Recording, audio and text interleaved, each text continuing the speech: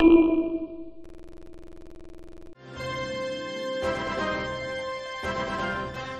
everybody, in this video we have unfortunately a digital version of a great game. Now I would have loved to buy this retail for the PS4, however a friend of mine on a gaming forum I go to ended up gifting it to me on Steam, so well, here it is. I'm gonna get the retail version down the line, but I really wanted to talk about the game, so no box art and no disc review this time around. This is Dragon Quest Heroes, The World Trees Woe and The Blight Below. It's such a poetic title. The game came out on PC and PS4 as well as the PS3, however the PS3 version never made it outside Japan, and we did not miss out on much since the game doesn't look quite as good as the PS4 and PC versions, which look absolutely stunning, and we'll get to that a little bit later.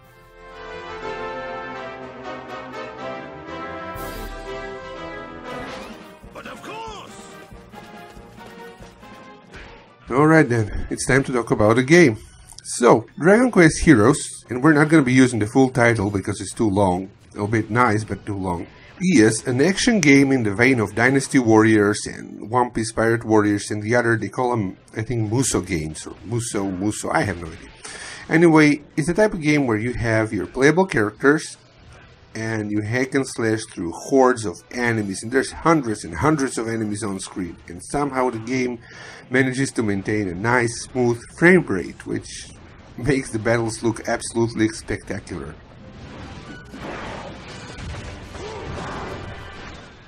Since this game is a spin-off of a popular JRPG series, it's to be expected that it has RPG mechanics. However, you have to understand that the primary goal of this game is to be simple, to be entertaining, and to be appealing to those who like action games more so than to those who like RPGs. So, all its RPG mechanics are very much streamlined and simplified. You can equip different weapons, different armor, different accessories. You usually buy those, however, down the line you're gonna have to want to craft some accessories of your own because the battles do get a little bit more difficult, near the end especially, and you're gonna want to have just the right accessories with just the right abilities in order to make your life in the game easier. However, if you're anything like me and you hate crafting in games, you'll be happy to know that this particular game has a very simple and very easy to understand crafting system, so there's not much to worry about when it comes to crafting. All you do is basically select the accessory or item you want to craft, and if you have enough crafting materials, you're gonna do it, and that's about it. Now, there's probably maybe something a little deeper than that, but frankly, I don't care, and I don't think it really matters. As simple as they are, the RPG mechanics aren't completely bare bones. There's still character leveling and character progression, character development, whatever you want to call it. You earn skill points as you level up, and then you get to allocate those skill points to unlock different abilities, different stat boosts, different attributes for each character. Now, each character has their own unique spells, their own unique physical attacks or magical attacks, depending on the type of character you are leveling and you're using. Now, I play a lot of RPGs, from Japanese RPGs to Western RPGs, MMORPGs, and, well, anything that is simple and easy to pick up and play, to be honest. I'm not that into those extremely in-depth type of games. If there is a good story, I'm probably gonna play it. Anyway, I'm not a huge fan of skill trees and progression trees, and I'll tell you why. Usually, most games, yeah, they let you reallocate your points, fix whatever you messed up. However, we do have those RPGs where you level up, you keep adding points to something, and you end up with a messed up character beyond repair, and there is no way to fix that. You either have to pay real money in some MMOs, or the game simply doesn't have a system to get all that, sorted out. Fortunately, Dragon Quest Heroes is not one of those games, and if you do happen to mess up, which you probably don't given how simple the skill tree is, if you do mess up, you can reallocate your points. However, as I said, you're bound to get get it right on the first try, because there's not much to it. All you have to do is check your character's base stats and know where to go with stat improvement and whatever skills you see you want to unlock anyways, so you're bound to not mess up there. There's not much you can go wrong with here.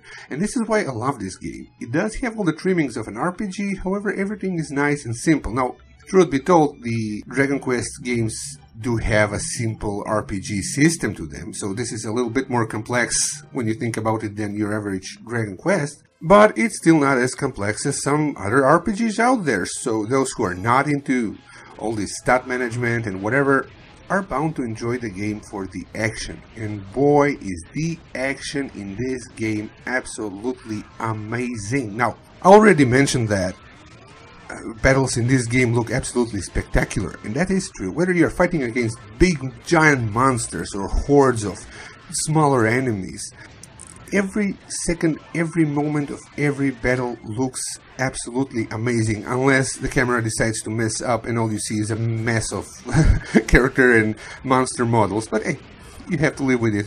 It's a video game, it happens. What makes combat stand out so much is just how fluid, how intuitive it is. And as I already mentioned, there's a bunch of characters you can level up and play as.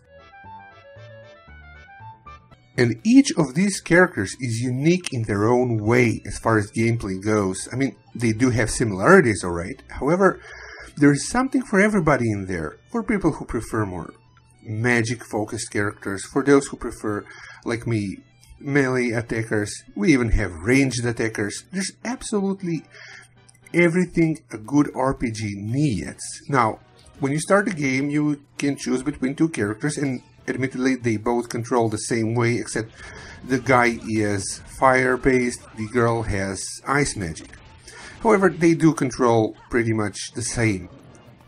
But as you unlock new characters, or rather in the story as you meet them and they join your party, you can switch between characters on the fly in combat, so you don't have to play as whoever you selected initially as a main character. They're always going to be your main character in the hub world, or whatever, your base of operations, where you buy weapons, where you interact with NPCs and all that. However, in combat, you can play with whoever you feel most comfortable with. For the most part, I was playing as the king, but that doesn't mean I didn't enjoy gameplay as the other characters. In fact, I'm gonna be honest here and say that I do regret not exploring the other characters sooner, because by the time I realized just how unique they are, I was already near the end of the game. You see, by the end of the game, you're gonna do character side quests, and for each of the characters, you have to, of course, do their own side quests, and they need to be present in your party. So I figured, you know, if I have to have them on my team, I might as well try playing as them. And that's when I realized just how amazingly diverse this game is in terms of gameplay. I mean, the magic users control differently, the melee users control differently, the range users control differently. It's just so rich in terms of gameplay styles. Now, for example, let's take melee characters, for example. Even they don't all control the same. Now, the base, control scheme is there for everybody. So when you jump into new characters, you already know how to play as them. However, their skills are unique. The way they wield their weapons is different. And there is simply something for everybody in here. So what you need to do is see which character you like best, or characters, and enjoy the game playing as them. Right? You don't have to master them all. Even if you don't play as your characters, they can still be on your team. You don't have to be good as everybody. Just play the game however you like, because this game gives you that choice. Now, there's one other aspect of combat that I wasn't too sure about when, I was planning on buying this game. You see, I was looking forward to this game for a long time, and somewhere along the way I read that it had tower defense mechanics, and believe me, I do not like tower defense games. I don't like strategy games. I don't like games where I have to think too much, to be honest. And I got worried. I was like, I want the game for the action, but I don't want to mess around and waste my time on logical, I don't know, strategic tower defense stuff. And I'm glad to say that there was absolutely no room for concern, and I'll tell you what the mechanics are as far as tower defense goes, so people who hate this type of gameplay don't, dismiss this game as another tower defense game. Throughout, the battles, you fight and defeat monsters. Now, ever so often, you get to recruit some of those monsters. They drop a token, and you collect the token, and you can recruit the monster and have them fight on your side. All you have to do is simply summon that monster in whichever location you see fit, and there is nothing to worry about. There is no deep strategy to this. There is nothing to it. If you have somebody or an NPC or an object to defend, you want to place those monsters around it, and that's it. You go on and you fight your battles, and the monsters fight on their own with their AI, and that's it. That's all there is to it. So if you are worried about, in-depth tower defense mechanics and such, don't be. This game is a pure action game with RPG elements and a little bit of tower defense just for good measure, but there's nothing there to be concerned about. That's all there is to it. Now, Dragon Quest Heroes is a game very rich in content, and we already saw that, combat is great. We already saw that it has simple but fun RPG mechanics. However, it wouldn't be an RPG without side quests, and there's a lot of side quests. They're simple side quests. There's nothing much to it. You get them in bulks ever so often after a few missions, and they all unlock different things. You can get different items from them. You can get, these tokens you use to buy crafting recipes or crafting materials. You might get, costumes, alternate costumes for your characters. There isn't much to these side quests. However, there's a lot of them, and once you beat the game, you have a lot more side quests to go through, and they're all fun. They're all entertaining to do. They all follow a simple mechanic of either having to defeat a bunch of monsters or having to defeat a bunch of monsters while defending someone or something. However, that's what the game is, and it never gets old because the combat is so good, because the gameplay is so fluid, so intuitive, so fun.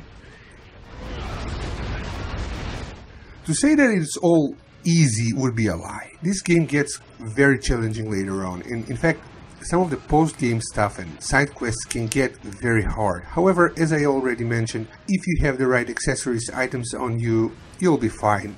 You still need, to be skilled at the game, but you can, there's nothing that you, there's no wall you can hit.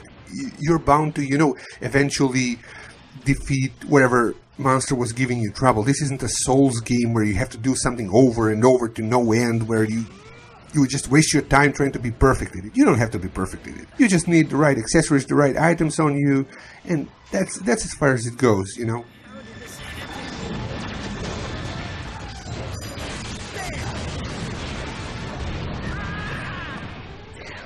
This game has a lot to offer as far as gameplay goes, but it doesn't shine only in the gameplay department. I already mentioned that the game looks stunning, and I must admit, this is one of the most beautiful current generation games I've seen.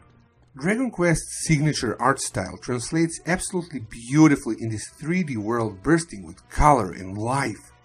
However, had they not used a good graphics engine and a good lighting engine, none of this would have looked as good as it does. In fact, it would have been a little dull if the PS3 version is anything to go by. One of the most impressive things they do with lighting is, for example, you have a bright surface, right?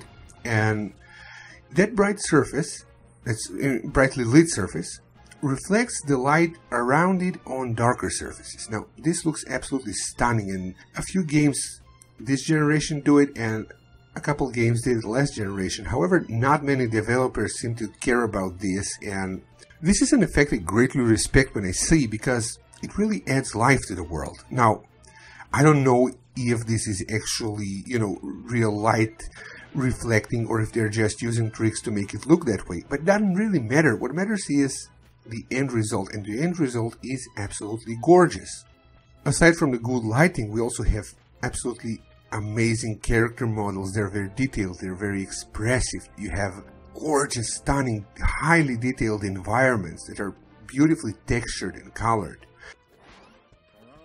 The game on PC, I don't know about the PS4 version, I don't have it, but I assume it has that, has very good reflections. Everything reflects. You have your characters reflecting in reflective surfaces, you have the environment reflecting in reflective surfaces. It's absolutely stunning to look at. I mean, I find myself just walking around after defeating, monsters and clearing out some of the levels where I can do these. I just walk around and take it all in and enjoy the great animation, the great characters, the great lighting, reflections, texturing.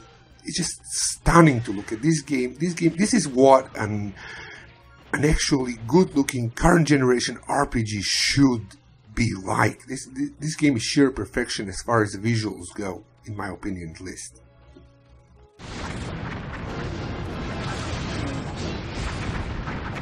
Heck, even in combat, I just stopped to stare at how gorgeous everything looks. It's just amazing. I mean, this game, I couldn't put the game down until I finished it, and I kept playing afterwards. Aside from the, of course, great gameplay, was because the game just looks so darn beautiful. Now, graphics may not have been Dragon Quest's strong point from the beginning. We're talking about the whole series. However, music has always been top-notch in this series, and Dragon Quest Heroes is no exception to this. The game sounds absolutely beautifully as well as it looks. And the music matches the environments once again, as it should be in all good games, perfectly. Now, there's voice acting in this game, and the voice acting is excellent. It's top-notch voice acting. I'm actually surprised at how good it all came out, because, this was a spin-off game. I didn't expect them to, put as much effort as they did in this. Hold on a minute. You sure this is a good idea? But effort they did put in it, and it was worth it, because they had a story to tell. Now, don't get me wrong, Dragon Quest Heroes doesn't have some, highly complex, amazing story or anything. However, what is there is fun. It's your average Saturday morning cartoon story about, about dark versus light, all that kind of stuff. And as generic as it is, it's also very charming, because the characters are so well presented by their voice actors and the lines they have to say. So it all comes out as more than it actually is, thanks to good voice acting, great writing, great story presentation overall. You have beautiful cutscenes, you have many dialogue moments. Not everything is voiced. You have to understand this, not everything is voiced, and that's okay, that's perfectly fine, because there's a lot of text here, a lot of dialogue, which, well, not anything, again, overly deep, is good enough to portray these characters as people you would honestly genuinely care about, and overall it's just a great experience. Not much further now.